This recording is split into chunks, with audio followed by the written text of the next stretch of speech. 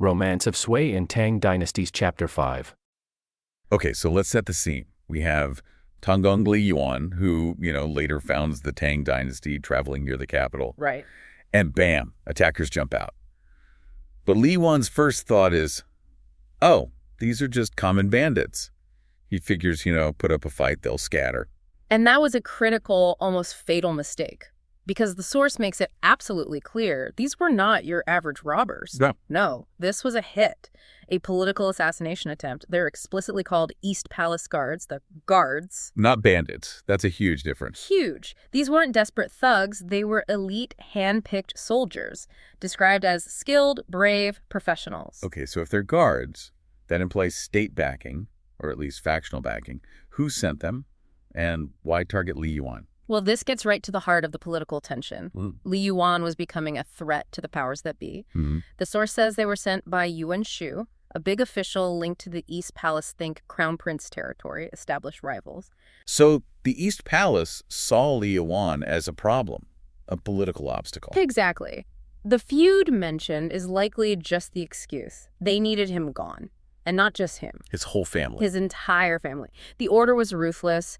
Eliminate the potential rival, root and stem. And these guards, they knew the stakes. Oh, absolutely.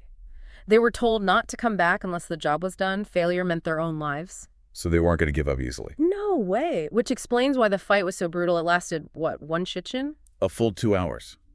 Right up until sunset. Yeah. And Li Yuan's men were outnumbered 2-1. By elite forces, remember. Right. And the details in the text really emphasize this. It's not just a skirmish. They list these incredible horses, the Purple Zipa, Silver Shizi, Fire Dragon Colt, even a Jade Mayu. Those aren't just names. They signal serious status. These attackers were well-funded, well-equipped. Precisely. It shows Li Yuan wasn't fighting bandits. He was fighting a faction with resources, institutional power. And their weapons. Just as specialized.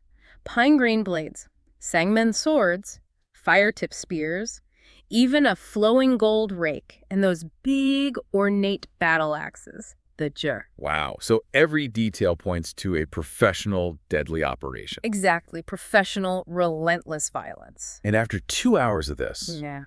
Li Yuan's situation was desperate. Completely. The text says a circle confined Tang Gong and his retainers. He was trapped, exhausted, worried about his family. Basically, he was done for. Looked that way. He was about to be killed. And then, then destiny, or just sheer chance, brings 2 travelers past Linsen Mountain. Okay, so enter the hero. Who are these guys? Well, the main one is Xin Shubao, also called Qiong. He's with a companion, Fan Jianwei, and what's interesting is they're not looking for trouble. No. They're just on the road. They were escorting prisoners. So 2 guys, and they stumble into this massive 2-hour battle. Pretty much. You'd think they'd turn around, right? Absolutely. Ride the other way, fast. But this is where that code of chivalry, the Sia code, it sort of kicks in. It's actually Fan Jianwei who pushes it. How so? He knows Qin Shubai's reputation back in Shandong. They call him Sai Zhuanzu. Sai Zhuanzu, meaning rivals Zhuanzu, that ancient assassin known for being incredibly effective. Exactly. It's a huge compliment. It means Qin Shubao is known for being decisive, lethal when needed. Okay. So Fan Jianwei basically calls him out, says something like, how can a hero like you ignore injustice on the road?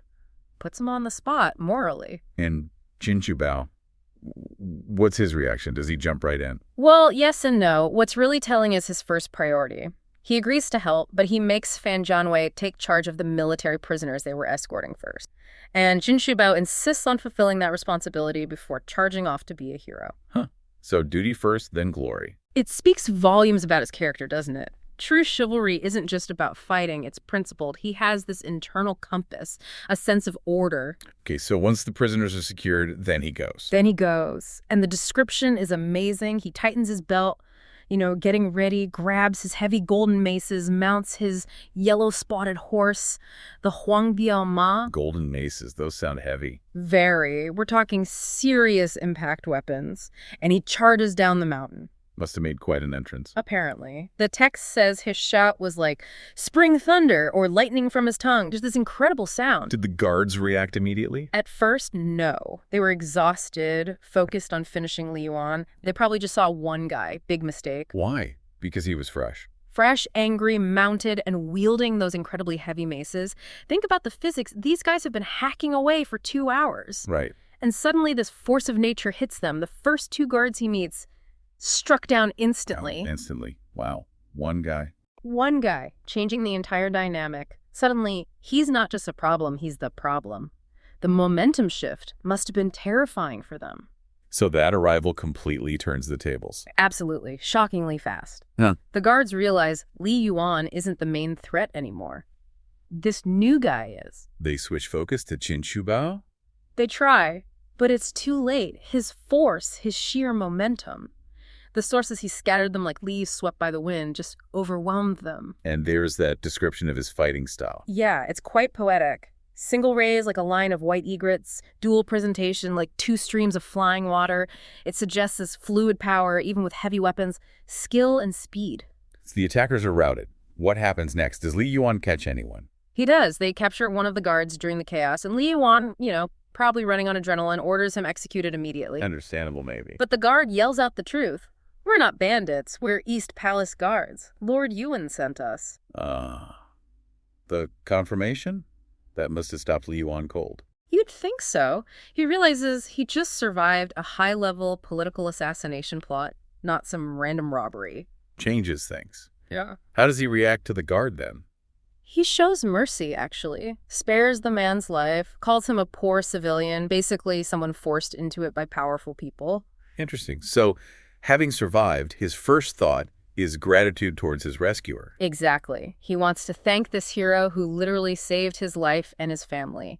So he sends his retainers over to invite Qin Shubao for thanks and rewards. Sends his retainers. Huh? Okay. How does that go down? Badly. Qin Shubao just flat out refuses. Immediately. Refuses. His words are pretty direct. I just saw injustice on the road. It wasn't for your lord, nor do I seek your family's thanks.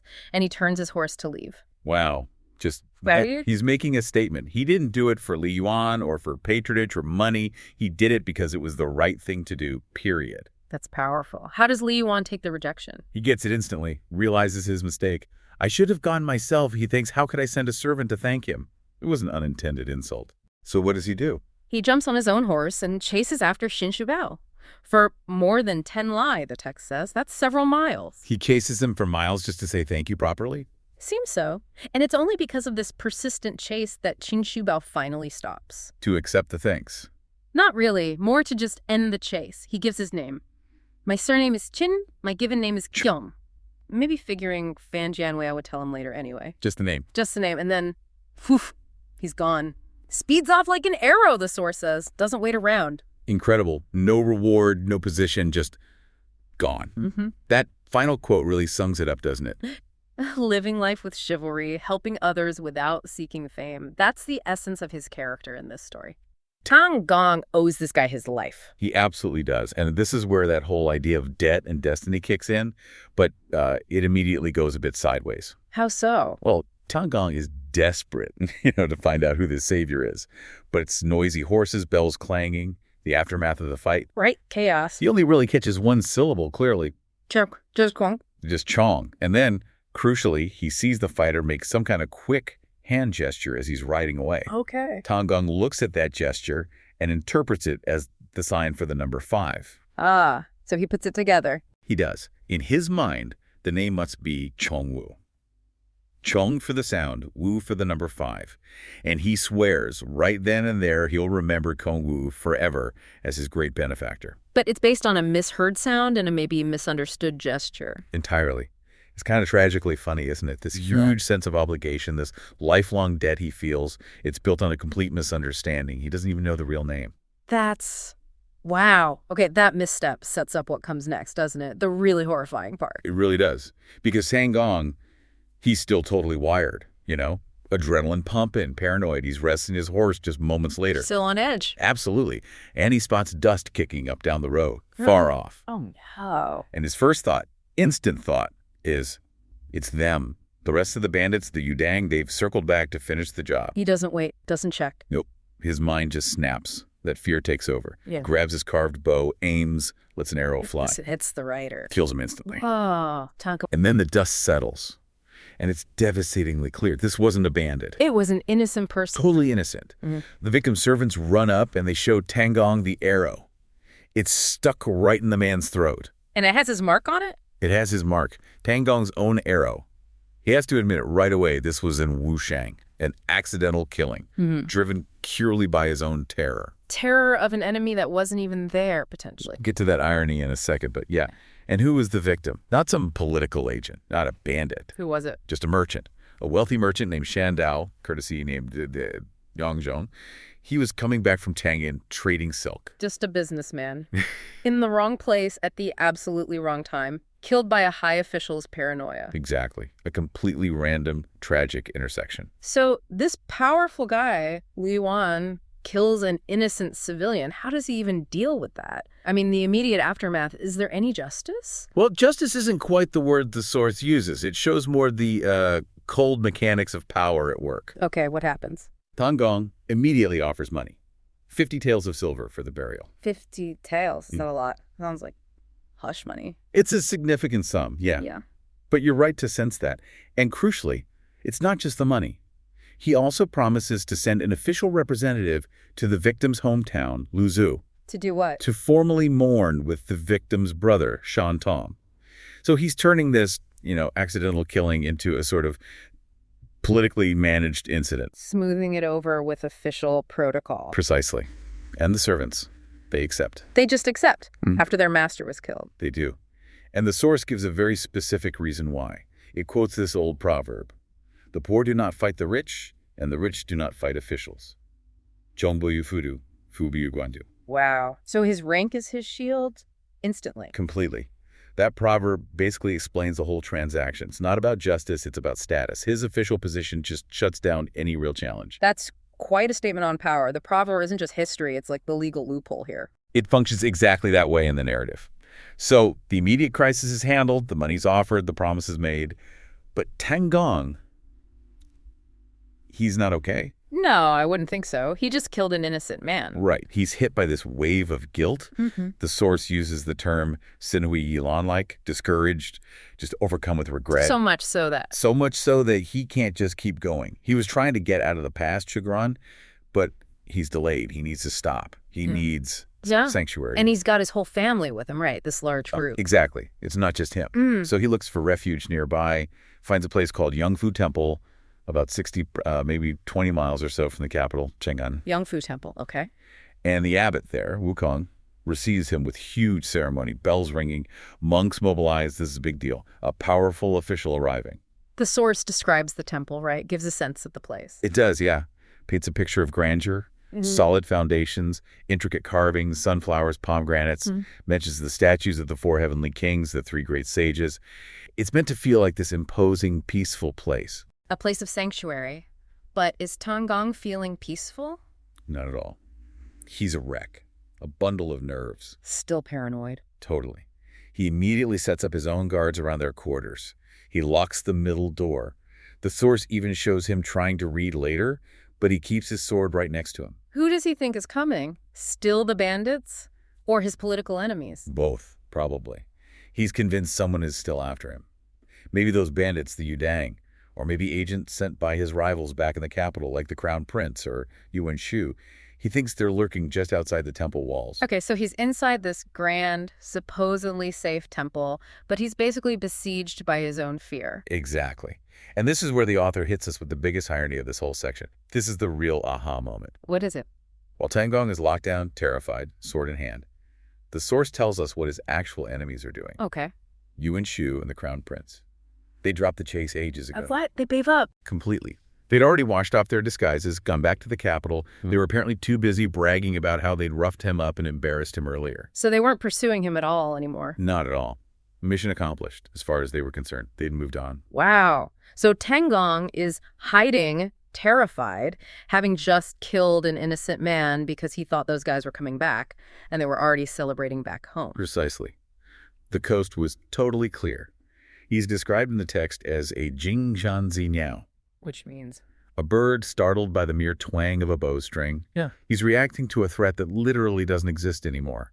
His whole catastrophe, Shan Dao's death, the need for sanctuary, it's all driven by a phantom fear. That's incredible. The author is really showing his vulnerability here, his human weakness, despite his status. Absolutely. The political threat was imaginary at that point. Right. But the moral debt, Shan Dao's life, That was horribly real, and it haunts him inside those temple walls. But then, just as he's at this low point, consumed by guilt and this pointless fear, the story shifts again, doesn't it?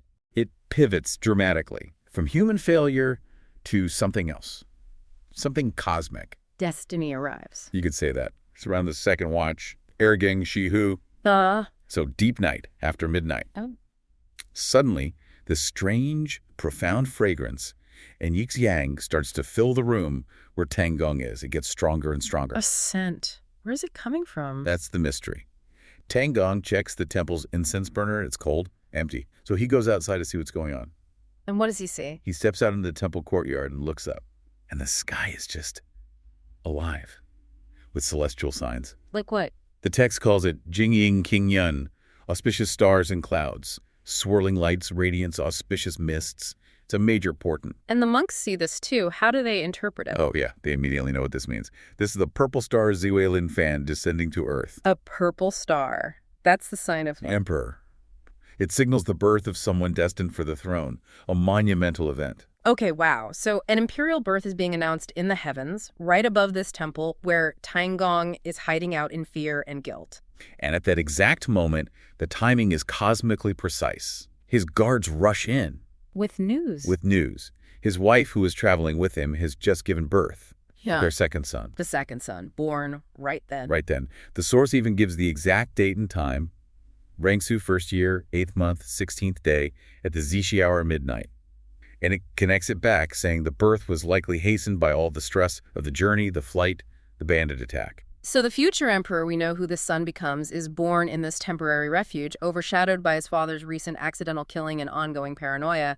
What a way to enter the world. It's an incredibly dramatic setup. Birth forged in anxiety, guilt, and fear, yet heralded by celestial signs. Okay, so the baby's born, the signs are seen. How does Tang react now? Does this shift his mood? It seems to settle him somewhat. He focuses on gratitude and maybe obligation. He thanks the abbot and the temple profusely for giving them sanctuary at the critical time. Does he give them anything? Yeah, he gives 10 taels of silver right away for cleansing incense, which is a customary offering after a birth. And he asks if they can stay until his wife is recovered, until the man Yu, the full moon, or 1 month mark. And then he notices the temple itself. Right.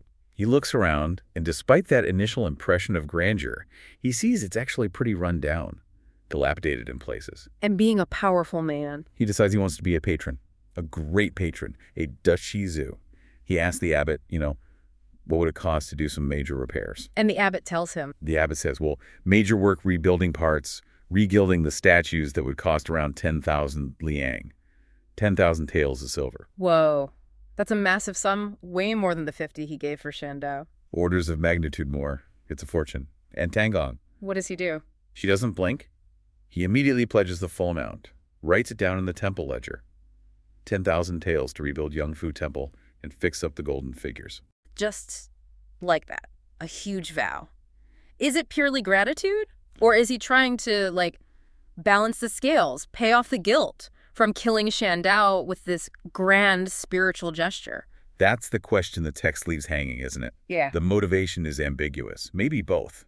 But whatever the reason, he makes the pledge. And this leads to maybe the best little detail in the whole story, the monk's reaction. Oh, it's brilliant. It totally grounds the whole thing. They see this enormous sum pledged in the ledger. 10,000 taels, pledged by this official who just showed up. And what do? They don't gasp in awe. They start murmuring amongst themselves. Cynically. Huh. What are they saying? Basically, they're rolling their eyes, they're whispering, yeah, right, we've seen this before. They say people pledge these huge amounts all the time. And then what?